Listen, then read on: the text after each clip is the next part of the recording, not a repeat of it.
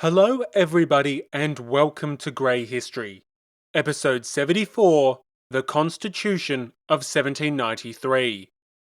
With our exploration of the Federalist revolts now complete, it's time to rewind the clock and return to the capital. In the aftermath of the purge of the Girondins, the convention faced a difficult task. Desperate to avoid civil war and also another insurrection, deputies of both the mountain and the plain reached a simple conclusion. The hour had come for a new constitution. Revealed in just 8 days and adopted within weeks, the rushed political settlement could have been disastrous. And yet, it's not. Praised by some historians as the first democratic constitution, the document still shapes much of our politics in the 21st century. Alongside a revised declaration of the rights of man and citizen, it also shaped revolutionary movements for centuries to come. So, in this episode, we're going to examine this fascinating constitution, its origins, its difficulties, and ultimately, its contents. As we do so, we're not only going to explore the political realities that shaped its creation, but also how its creation shapes so much of our own political realities today. Far from a relic from the 18th century, so many of our debates on democracy, government, and human rights can be traced directly to this landmark achievement. To say that I'm excited to unpack it would be an understatement. But before we get into it, a quick reminder that I need your help. Writing constitutions isn't easy, and neither is creating podcasts. If you're enjoying Grey History, then why not join the amazing ranks of the Grey History community?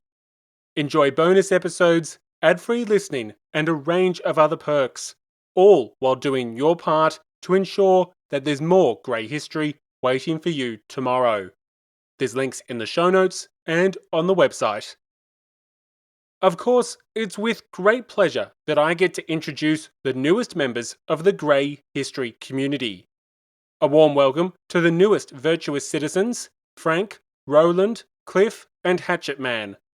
Another warm welcome to the newest true revolutionaries, Bart, Arliss, and Chuck. And a huge thank you to Joe and Monica for increasing their support and becoming true revolutionaries. We all know revolutions need champions, and this week they've been joined by Dan and Paul. Thank you both for joining the amazing champions, and thank you to the fantastic champions of the people, Cindy, George, Mark, William, Laura, Daniel, Monica, Joel, Adam, Tom, Eyal, Harold, David, Alistair, Carl, Jeff, Ritus, Hannah, Tyrone, Jen, Cameron, and Britt. Finally, a humongous thank you to the humongously generous heroes of the revolution who have now been joined by Kevin. Kevin joins the pantheon of greats: Brian, Charles, Jeff, Auger, Kevin, Scott, Howard, Fernando, Gilberto, and Ron. Thank you to all members for helping to keep Grey History on the air.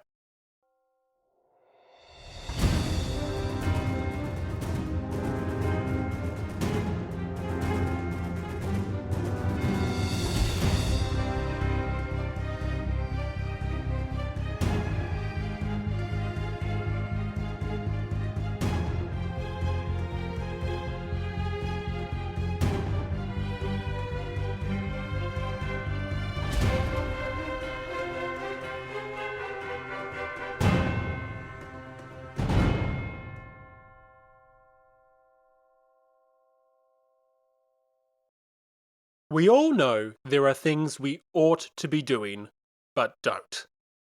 We should floss twice a day. We should get 8 hours sleep. We should put down the chocolate and reach for a slice of fruit. Alas, life just has a habit of getting in the way. So too does counter-revolution. Now, to be clear, I'm not blaming my inability to have any self-control with chocolate on the secret workings of royalists. Such an accusation would be ludicrous. The Swiss are republicans. But as it relates to what the National Convention ought to be doing, well, counter-revolution was highly relevant. 9 months since its formation in September 1792, the National Convention had yet to achieve its primary purpose. The Constitution was still incomplete. Indeed, despite taking its name from constitutional conventions, you could be forgiven for thinking that the body had been doing anything but. Foreign war, military coups, royalist rebels, and factional infighting had all distracted, divided, and delayed. Yet, in the aftermath of the purge of the Girondins, continued inaction was simply impossible. For the good of the nation, the job had to be done. The impetus for this sudden necessity was of course the insurrection of 2 June. With the nation's leading Girondins detained by a popular insurrection, disorders looked set to follow. Less than 2 weeks prior, the Girondin deputy Isnard had warned of the capital's obliteration if the sanctity of the convention was violated. With this sanctity now in tatters, civil war seemed imminent. As such, those deputies which remained in the convention saw the need of the Constitution's completion.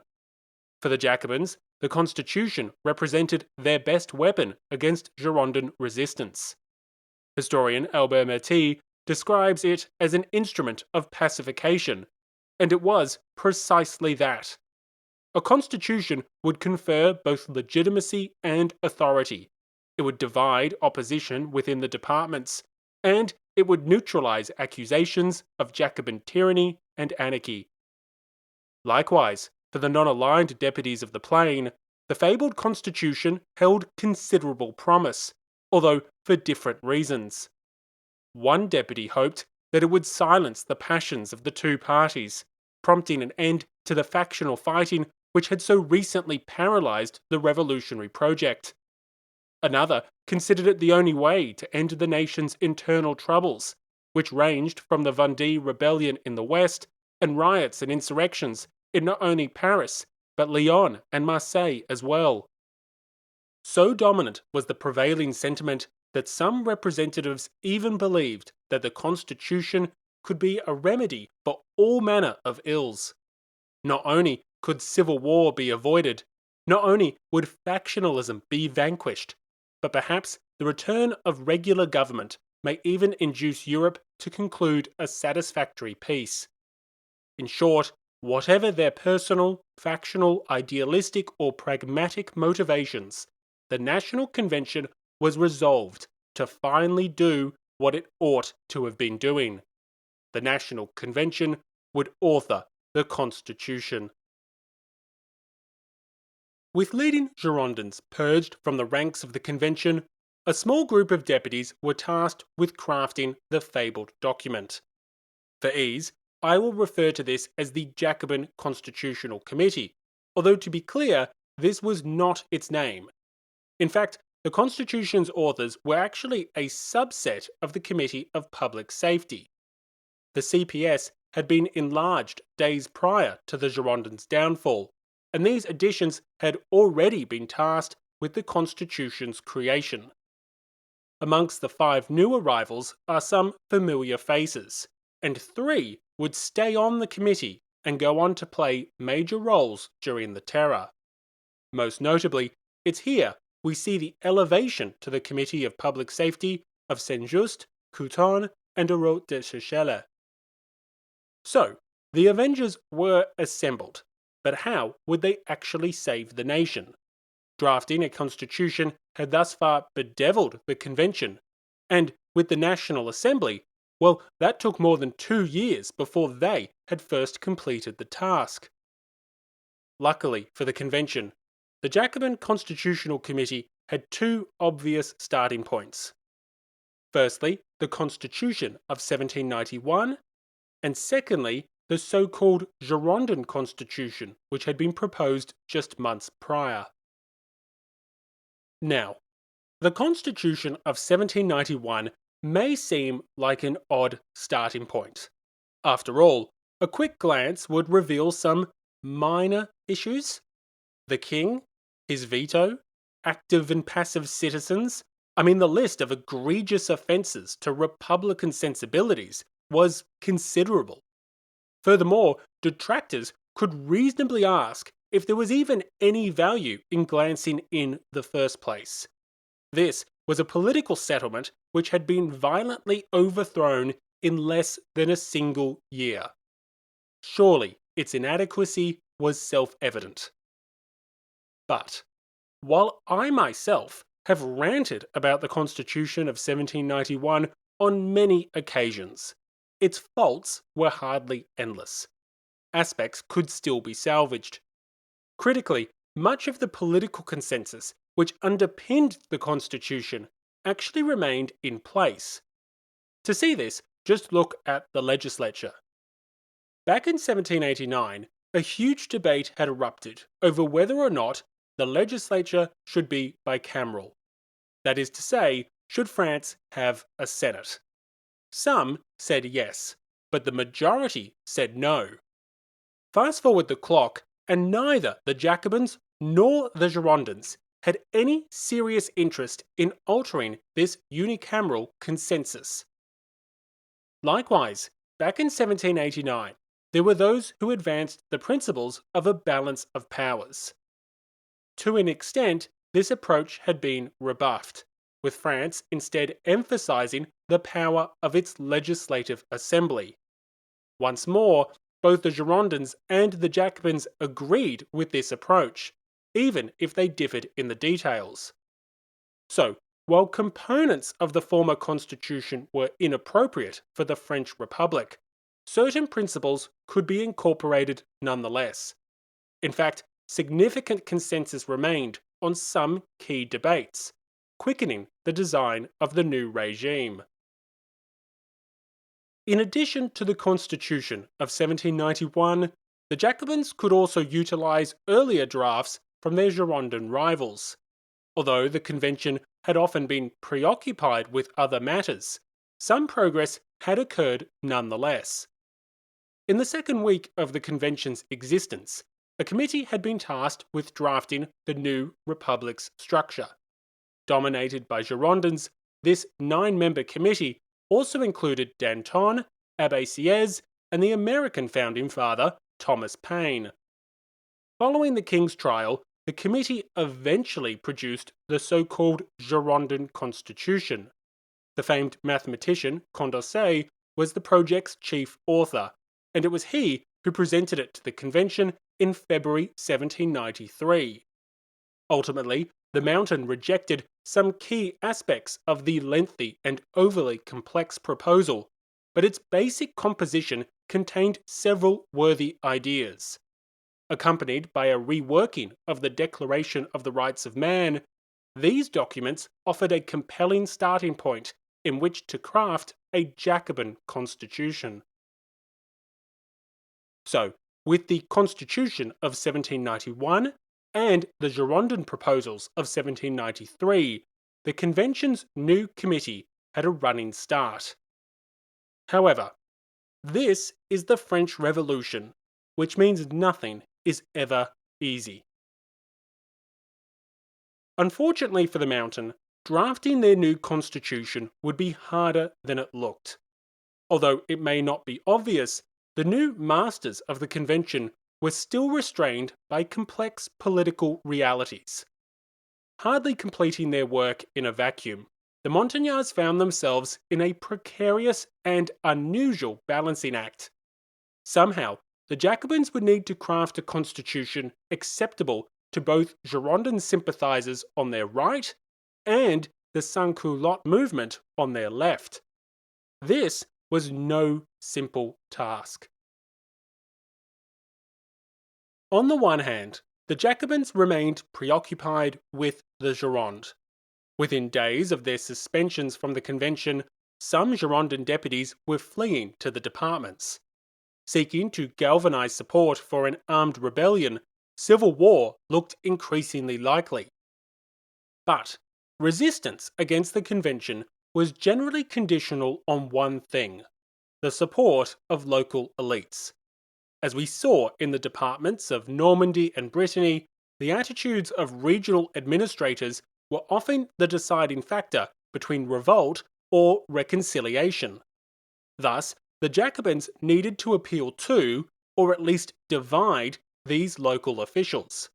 Officials which frequently harboured more moderate or conservative dispositions. As such, if civil war was to be averted, any constitution needed to be acceptable to those with Girondin tendencies. Anything too radical risked pushing the middle classes into the embrace of the Girondin opposition, an opposition which was seeking to amplify and weaponize national unrest. Yet, this was easier said than done. Pursuing a path of moderation may have been a remedy for unrest in the departments, but it most certainly was not the solution for containing unrest in Paris. For months now, the capital had seen the rise of the enragés, the enraged ones.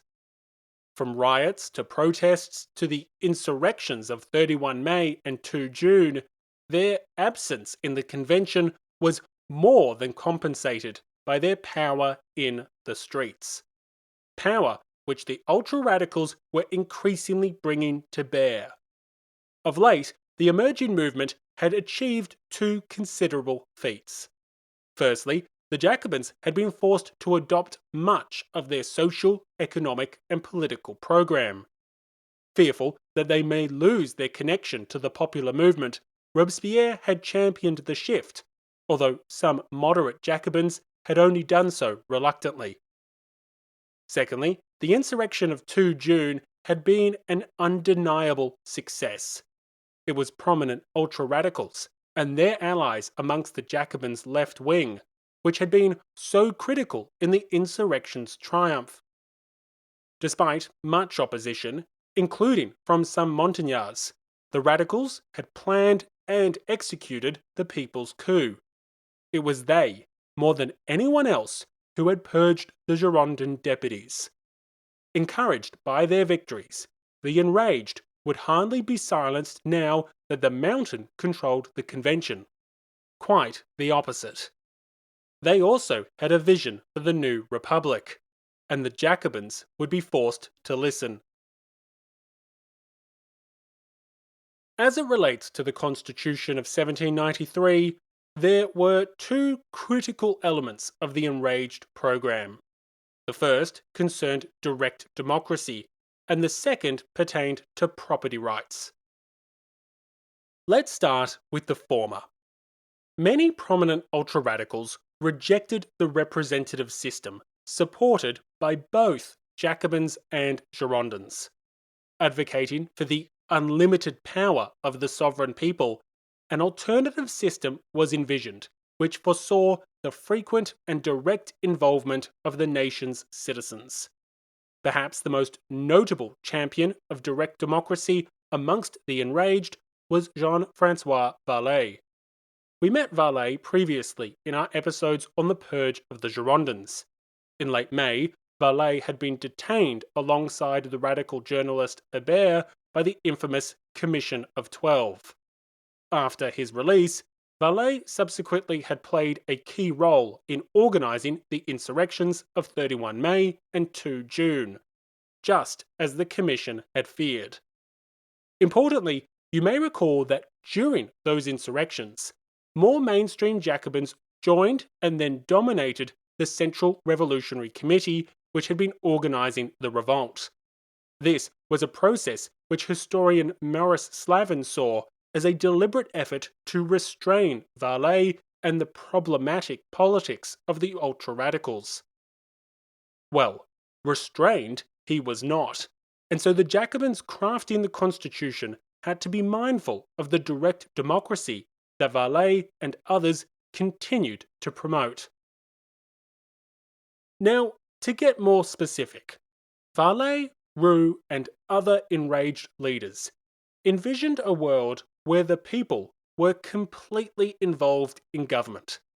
Citizens would meet regularly in primary assemblies, likely consisting of just a few hundred people each. Thousands of such bodies would regularly deliberate on all matters of consequence, from the passage of individual laws to the election of, quite literally, every public official. Furthermore, these assemblies would bind their representatives in the national government. Essentially, the ultra-radicals would introduce what were called mandates, removing the agency of their representatives and forcing them to vote in line with their constituents. If required, the electorate could also recall and replace their representatives should they fail to act as instructed. In outlining his vision for this government for and by the people, Varley himself stated,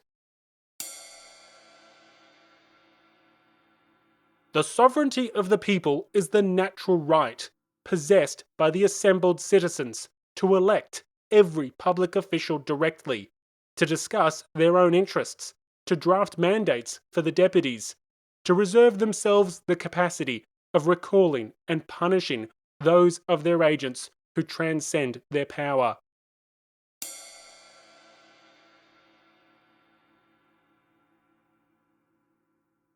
In short, the sovereignty of the people would be unlimited, unchecked by competing institutions or any other balance of powers. Supporters saw the mandate system as a means to prevent corruption and tyranny, alleging that representative systems promoted despotism while distorting the sovereign will. The remedy was pure democracy. But given that the solution was direct democracy, it is worth me making clear the distinction between democratic and representative systems as it existed in the late 18th century. A representative system was where the voters elected deputies who would govern on their behalf. Importantly, these voters may be only a fraction of the population, and the electoral process could be indirect and convoluted. With only a small proportion of the people actually participating in the electoral process, this was hardly democratic. It was not the rule of the people. The representative system contrasted starkly to a pure democracy, which saw all eligible citizens governing directly for themselves. At the time of the Revolution, both the United States and Great Britain were examples of representative systems. Yes, the US had democratic elements, but it was a long way from the pure democracy advocated by the enraged. Suffrage was at times limited based on race, property, or taxation qualifications, and many states didn't even permit a popular vote for the electors who chose the president. England was even worse. Towns like Manchester and Birmingham had no representatives in Parliament, while its members were elected by just a mere fraction of the population. Again, this was hardly democratic. So, in the 1790s, a distinction was often made between democratic and representative systems. Critically, the idea that both systems could be combined was incredibly contentious. Indeed, the concept of representative democracy was just starting to gain traction. So, the enraged desired a pure democracy, and this was problematic. While both the Jacobins and the Girondins were willing to accept aspects of direct democracy, neither were willing to embrace Varley's vision of unlimited power to the sovereign people. In refuting the ultra-radicals, moderate voices held that the general will of the people had to be protected by the individual will of specific primary assemblies. In other words, the nation as a whole could not be stifled by the unpredictable and erratic desires of just a few electors. Furthermore, advocates of the representative system argued that the mandates imposed by direct democracy would imperil the national interest.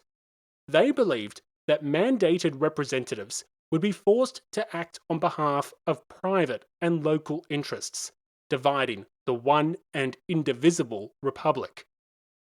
These concerns could be seen in the plain, the Gironde, and the mountain, and in February 1794, Robespierre attempted to draw a stark contrast between the merits of a representative system and the dangers of a pure democracy, arguing democratic values could be contained within a representative system. Robespierre repudiated the vision of the ultra-radicals and presented the advantages of what we would call representative democracy. Democracy is not a state in which the people, continually meeting, regulate for themselves all public affairs. Still less, it is a state in which a tiny fraction of the people, acting by isolated, hasty, and contradictory measures, decide the fate of the whole society. Such a government has never existed, and it could exist only to lead the people back into despotism. Democracy is a state in which the sovereign people, guided by laws which are of their own making, do for themselves all that they can do well, and, by their delegates, do all that they cannot do for themselves.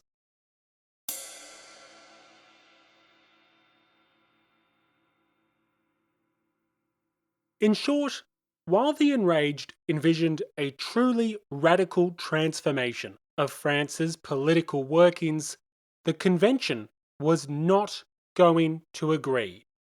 Robespierre refuted the idea that the people would regulate all public affairs, and his colleagues concurred.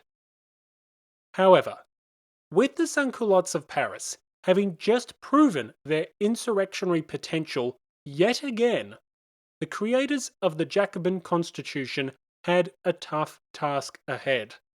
The committee would have to be mindful of the ultra-radical demands for direct democracy, while simultaneously maintaining the representative system they preferred.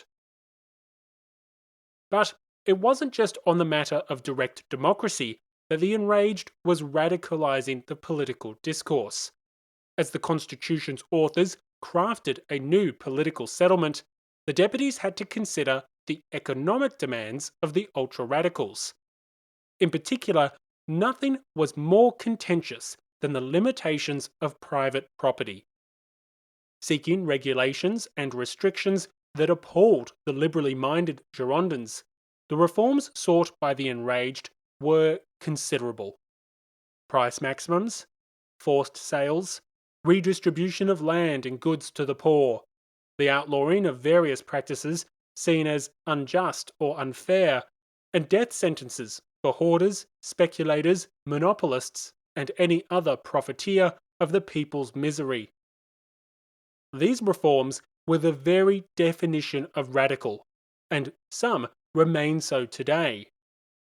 Critically, while these measures were outrageous to a majority of the convention, some deputies were willing to lend their support. As discussed in episode 58, Robespierre himself had signified a willingness to fundamentally reframe society's relationship with property.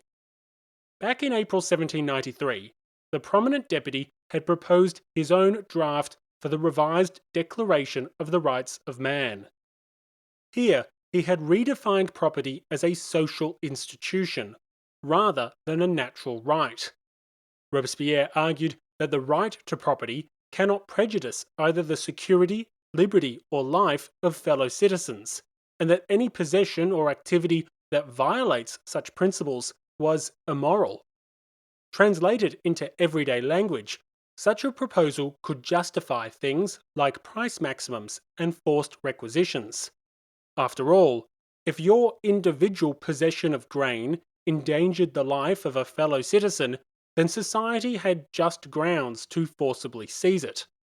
Likewise, if your sale of grain at excessive prices also endangered the well-being of others, then society could intervene to ensure the welfare of your neighbour. To paraphrase historian Jean Jaurès, it was proposed that the society's rights was superior than the individual right to property, and thus the society could take what was necessary for it to ensure the life and safety of every citizen. But despite the fact that the Jacobin Club had largely supported Robespierre's proposals, the convention was another beast entirely. Many deputies, including many in the Mountain, were allergic to such a drastic reinterpretation of property rights. Property had been declared a natural right in 1789, and to many it remained so. Thus, the Jacobin Constitutional Committee had a second difficult task. How could it ensure that the Mountain remained the champions of the sans-culotte movement, while simultaneously protecting the property rights that many deputies held dear? A failure to find the right balance could fuel revolt in the departments or insurrection in the capital. Thus, it's with no shortage of proposals and political conundrums that the convention's new committee got to work. Knowing that speed was essential to avert civil war, the Constitution's chief architects took just 8 days.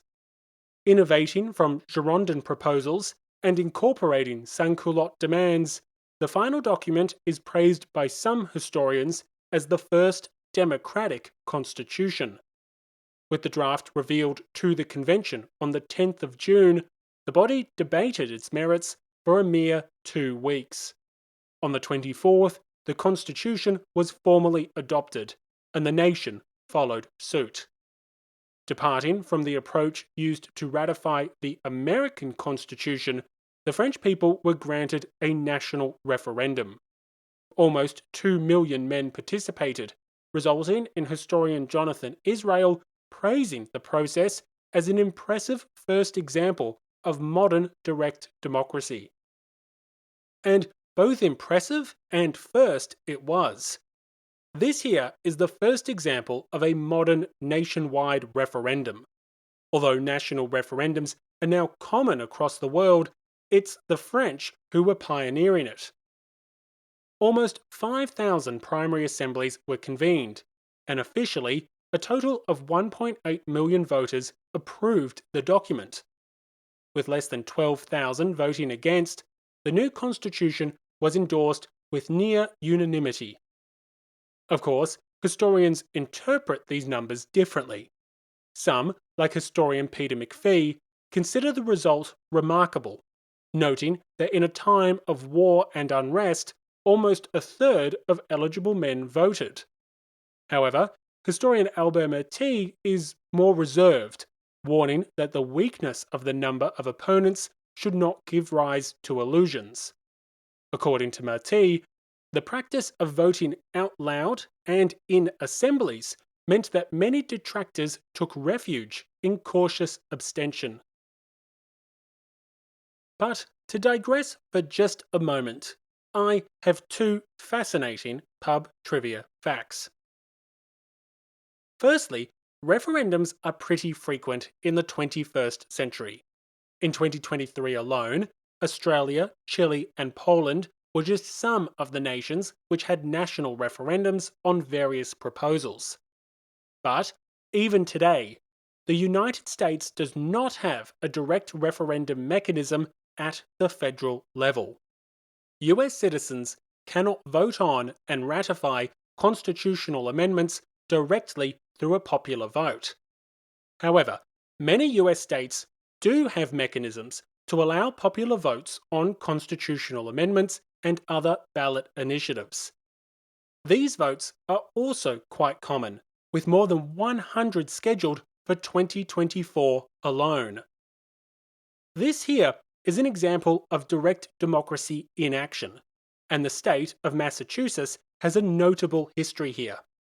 Back in 1788, Massachusetts became the first state to hold a statewide referendum to adopt its new constitution. Ironically, the voters rejected it, but a separate proposal was passed 2 years later. So, while the French can claim the first modern example of a large nationwide referendum, Massachusetts can claim the first American example of a statewide referendum more than a decade prior. Anyway, I have digressed. Despite differing opinions on the adoption of the Constitution of 1793, the new Constitution was a considerable achievement nonetheless. Furthermore, so too were its immediate results.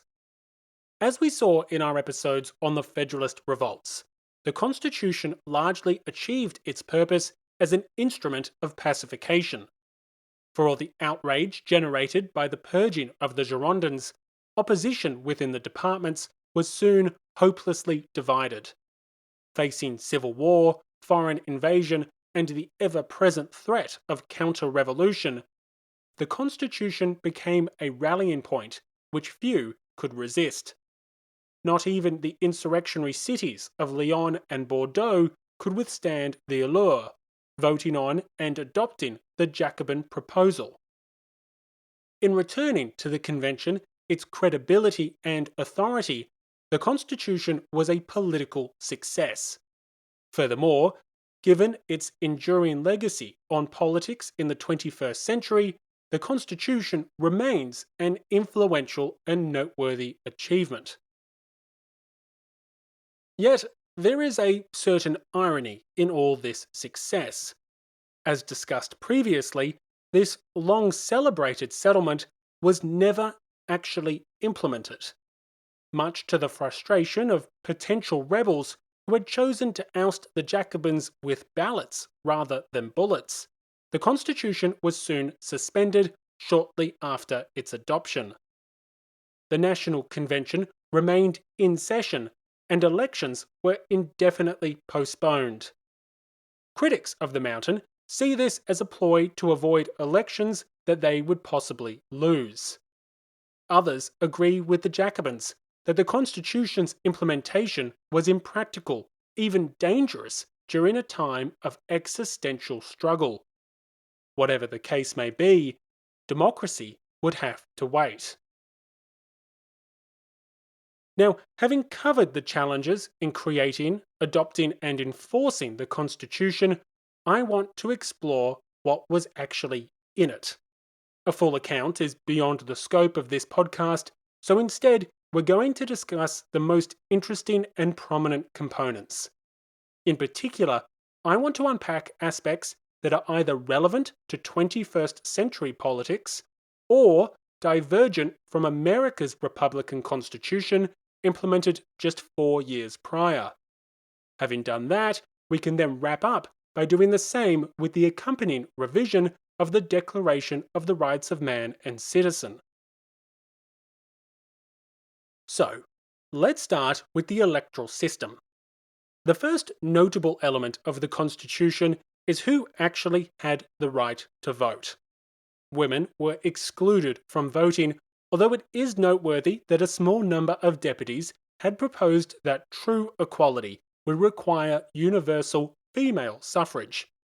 However, with the political realities of the late 18th century, and by that I mean rampant sexism, such proposals were never seriously considered.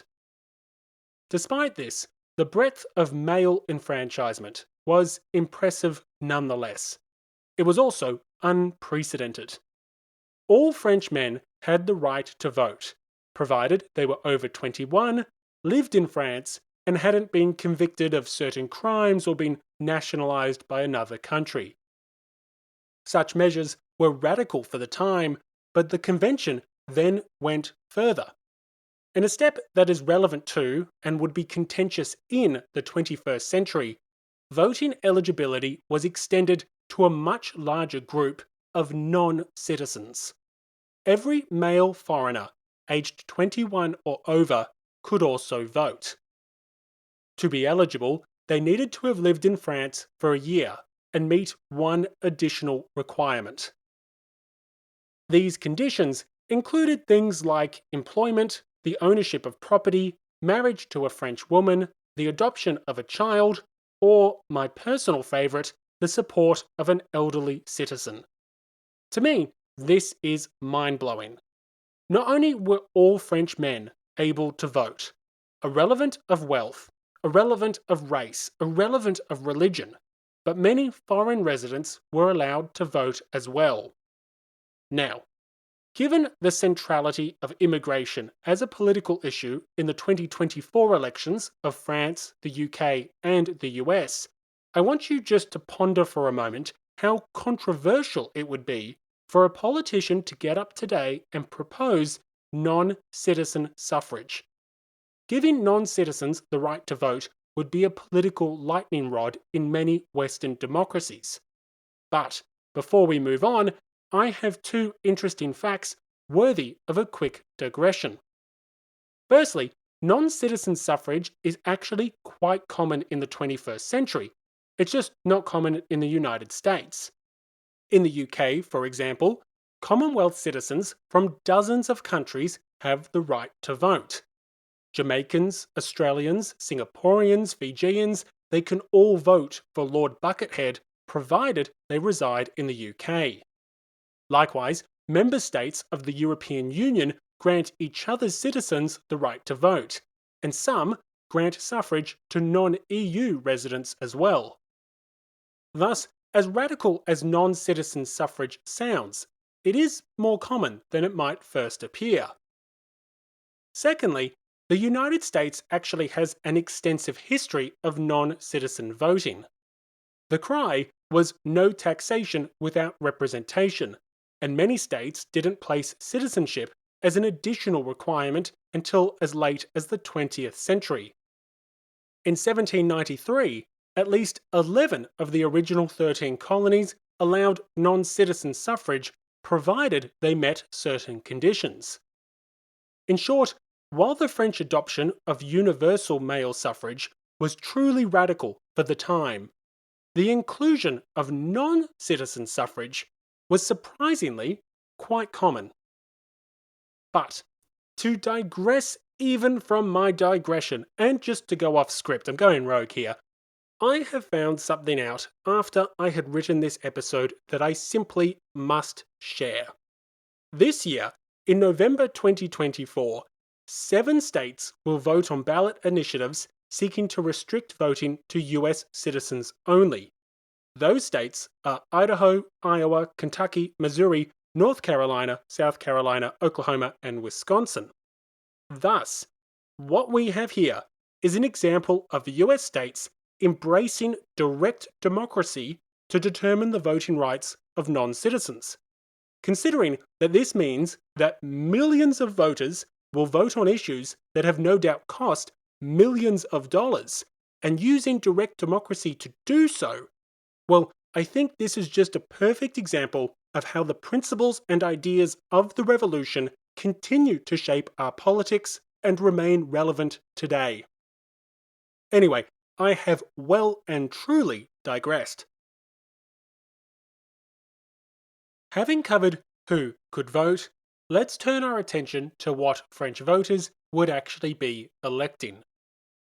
Like the Constitution of 1791, there would be a single unicameral legislature named, wait for it, the Legislative Assembly.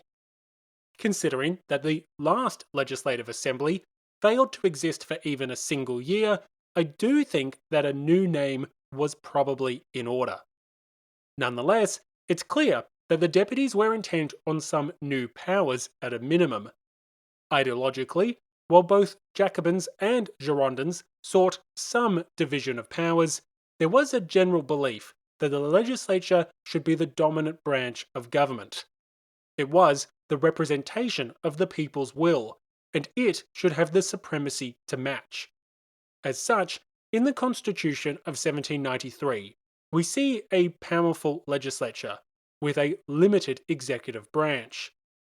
Henceforth, no veto would exist to override the will of the people, and the legislature would have considerable powers over legislation, decrees, and the operations of government. However, in order to ensure that the body reflected the will of the people, 3 significant changes were made to the Assembly's election. Firstly, the assembly would be elected every single year. In theory, regular renewal would ensure both accountability and an accurate representation of the nation's will. Aiding this would be the other innovations of this electoral process: individual constituencies and direct elections. Previously, French voters had elected deputies to represent a specific department, just like US senators represent a specific state. But the Jacobins believed that this approach fostered federalism, encouraging deputies to act according to the interests of their specific department. Consequently, individual constituencies were introduced. Alongside this change was the introduction of direct elections. Previously, elections had occurred in a two-tiered process, where active citizens nominated electors, and then these electors would choose the final deputies.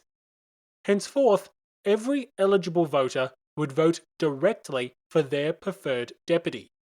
In the event that no candidate won an absolute majority, a runoff election would occur between the top two candidates. Interestingly, the advent of direct elections was a nod towards the demands of the sans-culotte movement, who viewed two-tiered elections as anti-democratic. Furthermore, it is noteworthy that this approach was not the preference of the Girondins. In their draft constitution of February 1793, the Girondins had maintained a two-staged system. But before you denounce the Girondins for stifling the people's will, they had actually proposed the direct election of the new executive branch, something the Jacobins would oppose. So, let's turn our attention to the new executive branch. The issue of how to replace the king was one of the most pressing problems to solve. One obvious solution would be to introduce the office of the presidency, taking a leaf out of the American approach. But neither the Girondins nor the Jacobins wanted to concentrate so much power in the hands of one man. Instead, both factions agreed that there should be an executive council, eventually consisting of 24 individuals. However, the next problem to solve was just how autonomous this council should be, and how would it interact with the legislative assembly. Ultimately, the Jacobins adopted an approach that largely subordinated the council to the assembly. The executive council was to be nominated by the assembly, and it was absolutely not a council of ministers. Members did not have specific portfolios, but instead collectively managed and collectively supervised the administration of the nation. This meant nominating key public officials and ensuring the implementation of the Assembly's laws and decrees. Critically, the Council could be held responsible for failing to enact the Assembly's will, and the body had no veto, unlike Louis XVI and American presidents. Compelled to enforce laws it had no control over and selected by the legislature, these measures significantly reduced the autonomy of the executive branch. Likewise, while the executive nominated most public officials, it was the assembly which specified their numbers and functions, and certain positions, such as senior military commanders, were the exclusive domain of the assembly. In short, the Executive Council oversaw the day-to-day operations of the country, but the power and autonomy of the executive branch was nothing compared to its American counterpart. Interestingly, a key debate over the Executive Council was how it should be elected. In their proposals, the Girondins had suggested that it be elected directly by the people. However, the Jacobins opposed this idea fiercely. For them, the election of the Executive Council would split the sovereign will of the people, as both the legislative and executive branches could claim to represent the people's will. Such a system would corrupt and distort the true will of the nation, which they believed should only be represented by one institution. That institution being the Legislative Assembly.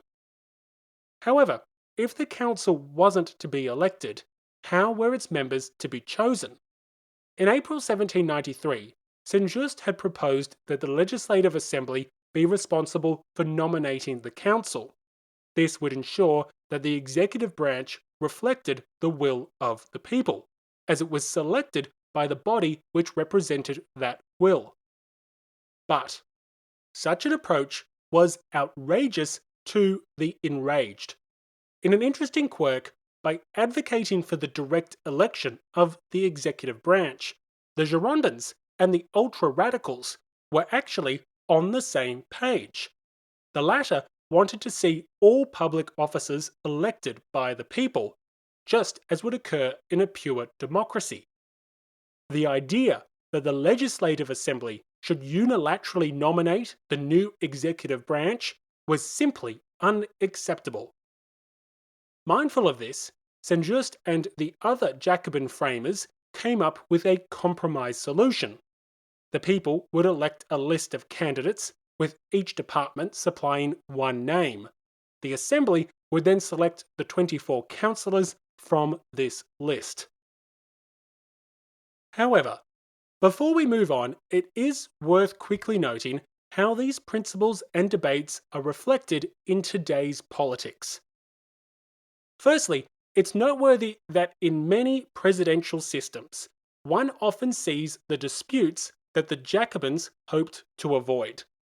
In the US, for example, an elected president and an elected Congress can champion completely different policies. As they do so, both can legitimately claim to represent the will of the people. This is the precise situation that the Jacobins were trying to prevent when they opposed the direct election of the executive branch. They believed that only the legislature should be directly elected, as this would demonstrate clearly the true will of the people and allow the nation to move forward with the prompt enactment of that will. Secondly, it's also noteworthy that what the Jacobins were proposing wasn't the same as the parliamentary democracies we're used to in the 21st century. In many parliamentary systems, the legislature does unilaterally elect the executive branch. For example, Britain's government is chosen by a majority of the House of Commons. But in such situations, leading members of the executive, such as cabinet ministers, are also members of the legislature. However, in the Constitution of 1793, the legislature had to choose potential councillors from a list supplied by the departments, rather than from a list of its own members. This is a key difference to modern parliamentary democracies, where the executive branch is usually chosen by and composed of members of the legislative branch. So, thus far, the French Constitution of 1793 is radically unique. Just as the revolutionaries rejected the British model of constitutional monarchy, the example of the American Republic was equally cast aside. Despite being introduced just 4 years prior, the American Constitution was clearly not a point of inspiration. The French had rejected a Senate, a president, an executive veto, and many of the principles which underpinned the experiment across the Atlantic. Likewise, through universal male suffrage, Paris had guaranteed a significantly larger electorate, incorporated more democratic principles, and crafted a much more radical settlement. But the differences were actually greater than they first appear. Before we end this episode, we need to explore the revamped Declaration of the Rights of Man and Citizen. Here, the two republics continued to diverge, and its contentious contents continue to shape politics today. With the convention already crafting a new constitution, deputies broadly agreed that a new Declaration of Rights was also required. The original Declaration of the Rights of Man and Citizen had been declared all the way back in August 1789. That's episode 14. Since then, the revolution had changed substantially, and so too had perspectives on what any declaration should contain. Thus, it's with the Declaration of 1789 as a starting point that the revolutionaries got to work. Ultimately, the Declaration of 1793 looked quite similar. But notable differences can be found. Differences which also diverged from the American Bill of Rights, and which continue to shape how we see society, government, and human rights in the 21st century. When comparing the two declarations, there are two considerable alterations that are worth exploring in this episode. Firstly, the stated goal of society had changed, as had the purpose of government more broadly. Secondly, new rights were included to reflect these changes, while existing rights were at times greatly expanded. Let's start off with the change to the stated goal of society. In the 1789 Declaration, the second article asserted that the aim of all political associations was the preservation of the natural and imprescriptible rights of man. These rights were listed as liberty, property, security, and resistance to oppression. But in the 1793 Declaration, the goal of political associations was no longer the preservation of rights. Instead, the new document declared that the aim of society was the common welfare. Reflecting the new priority of promoting the greater good, or the greater happiness, the Declaration also modified the list of natural and imprescriptible rights. Going forward, the government's role was to guarantee the enjoyment of the rights of liberty, security, and property.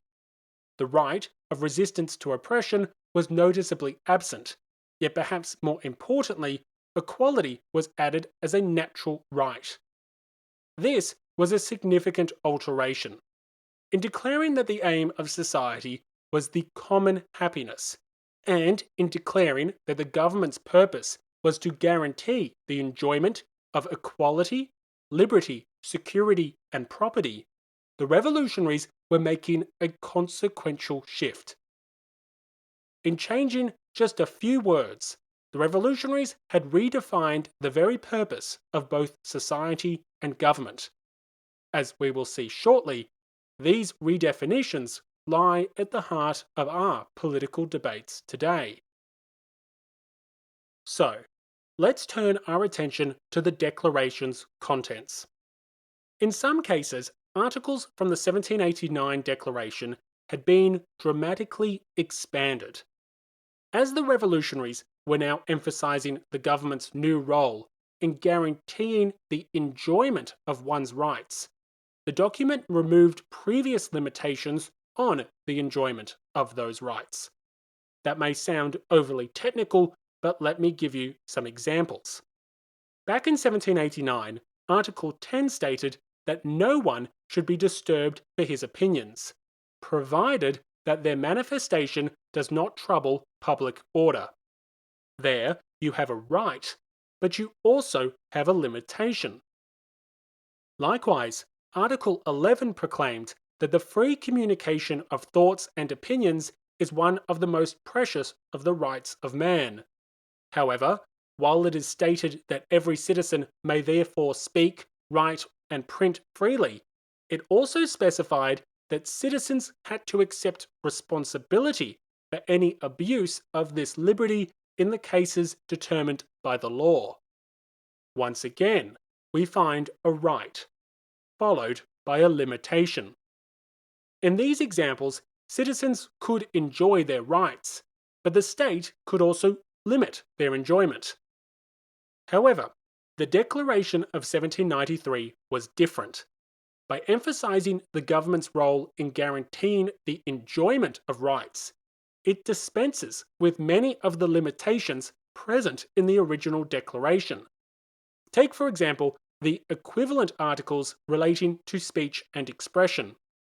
Article 7 states that the right to express one's thoughts and opinions by the means of the press or in any other manner, the right to assemble peaceably, and the right to the free pursuit of religion cannot be forbidden. No ifs, no buts. References to public order are gone.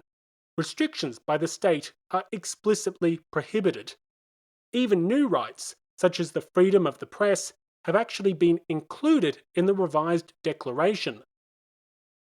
Likewise, Article 32 states the right to present petitions cannot in any case be forbidden, suspended, nor limited. I'll say that again. Presenting petitions cannot in any case be forbidden, suspended, nor limited. What's happening here is a substantial expansion of individual liberties and a curtailment of the government's power to regulate those liberties. Now, to be clear, these liberties were not limitless. Liberty was still constrained to those acts which did not harm the rights of others. But what we have here is a radical embrace of individual and collective freedoms. Yet, in addition to widening the enjoyment of natural rights such as liberty, the deputies also included what we would call social rights, with the goal of society now being the common welfare, and with equality now considered a natural right. A whole range of new articles were included aimed at benefiting the greater good. Henceforth, public assistance was considered a sacred debt.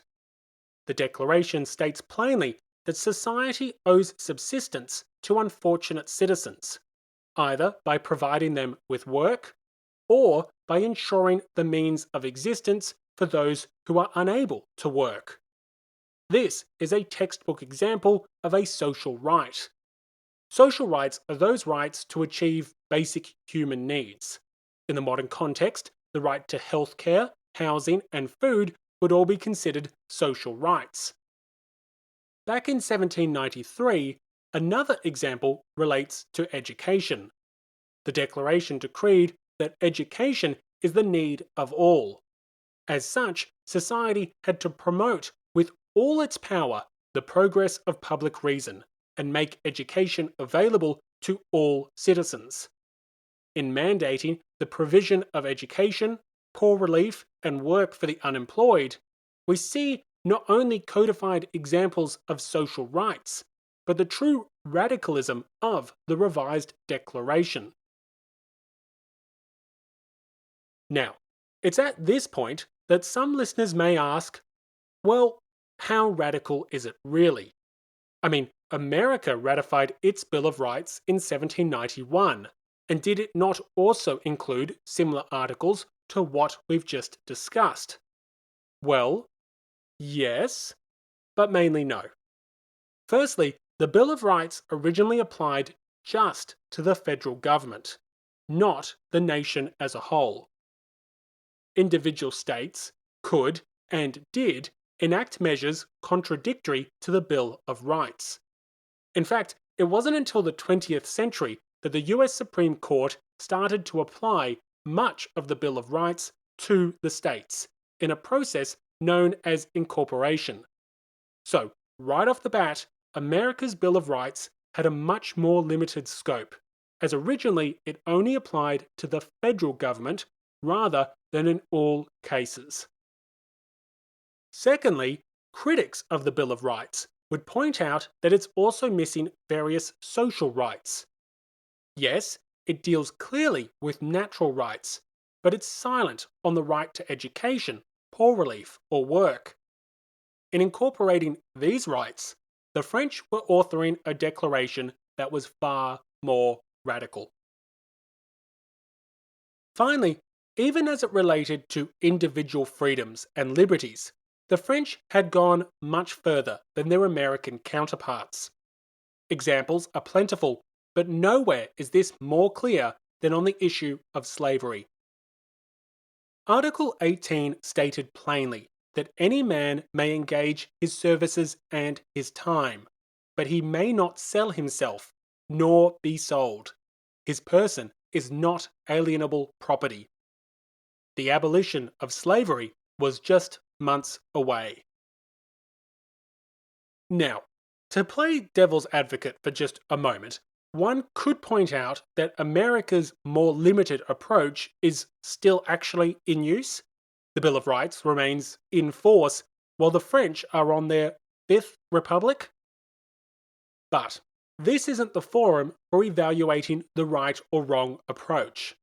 I just want to point out the considerable divergence between the two republics, solving the same problem near simultaneously. Furthermore, it is worth noting how these different solutions continue to impact debate in the 21st century. What rights we humans actually have, and what the government can do to regulate the enjoyment of those rights, that remains extremely contentious. In 2024, one just has to look at debates surrounding firearms, abortion, the freedom of expression, and what is and is not the responsibility of government. Do people have a right to work? Are governments obliged to ensure access to healthcare? What are permissible limitations to free speech?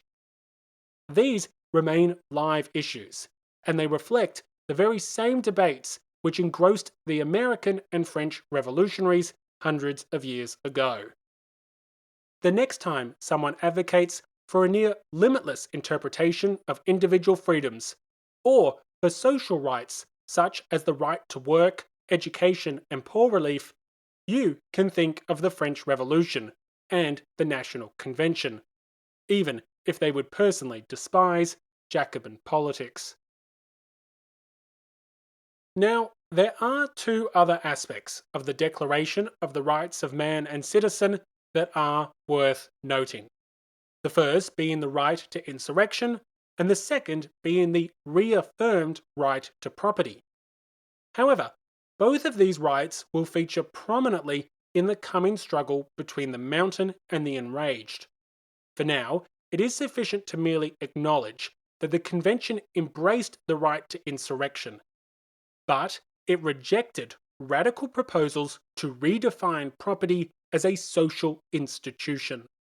Instead, property remained a natural and imprescriptible right, infuriating the ultra-radicals.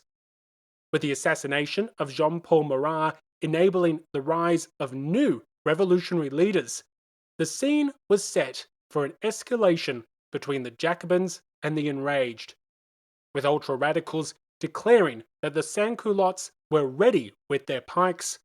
The battle for the revolution was evolving yet again. Thank you for listening to episode 74, The Constitution of 1793. In the next episode, we will witness the infamous downfall of an infamous deputy. We will see the assassination of Jean-Paul Marat. But before we get to a tale of a knife and a bathtub, help ensure this podcast doesn't fall victim to counter-revolution. Please support the show today by joining the Grey History community. If you're enjoying Grey History, if you find it entertaining, if you find it educational, then I need your help to stay on the air. Enjoy bonus content, ad-free listening, and all those warm fuzzy feelings for knowing you're doing your part to help produce history that isn't black and white. There's links in the show notes and on the website. Another warm welcome to the newest members of the community, and thank you to the constitutionally generous heroes of the revolution, Charles, Jeff, Olga, Kevin, Scott, Howard, Fernando, Gilberto, Ron, and Kevin. Thank you for listening. Thank you for your support. Stay safe and have a great day.